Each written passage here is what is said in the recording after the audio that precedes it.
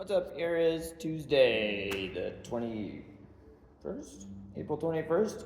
Warm up, 2 times 1 move, single leg RDL, plus curtsy with some RDL taps added in if you want to. So single leg RDL or single leg good morning, boom, hinging, standing, then going into the curtsy, and then if you want to, in the hinge, you can add taps before standing and going into the curtsy. Okay, movement 2 is a lateral lunge, and so lateral lunge, but alternating, or maybe one round doing squatty, one round doing hingy. So in one round, hingy style lateral lunge, sitting into the hip, more like a hinge, and then the other time lateral lunge, sitting into it more vertically with a lot of forward knee travel, like a squat pattern. Movement number 3 is cat-cow with some frog rock backs. So your cat-cows, boom, cat-cows, and then sit back, frog rock backs, opening into the hips, and some pelvic floor lengthening. Then a little bit of cardio, 2 times through those. The workout is 4 stations with 2 movements per station, around 45 seconds per interval, about 15 seconds rest, or you could go 1 minute per whatever. First station, we have hip airplanes.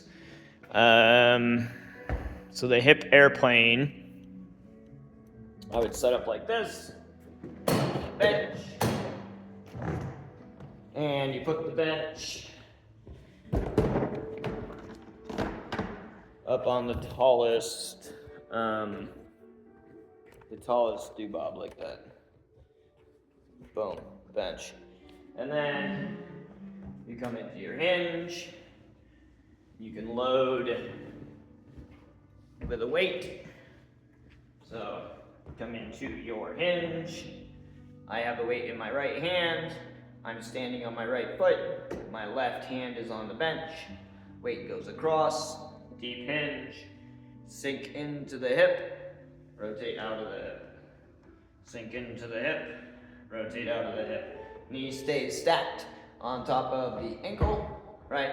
And you sit back into the hip and stay back in the hip as you rotate down, boom, and then come out of it.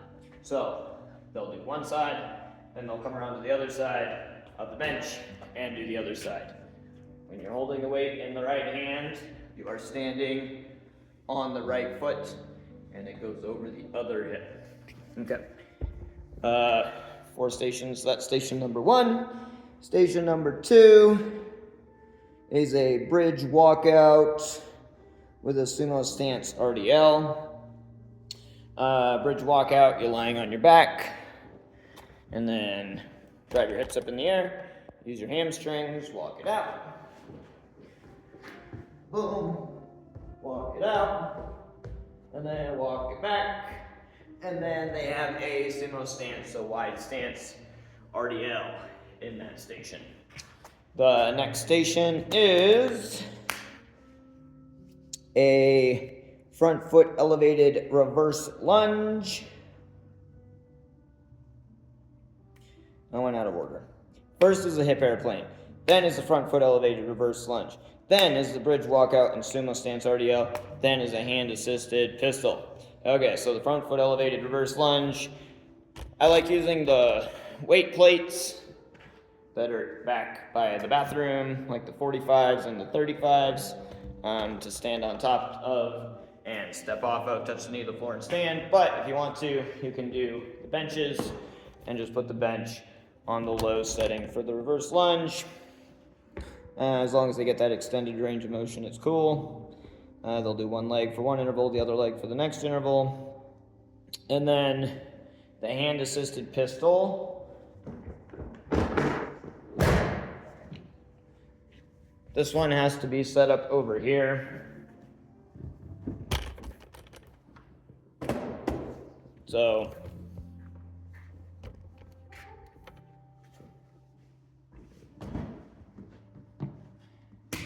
gently support.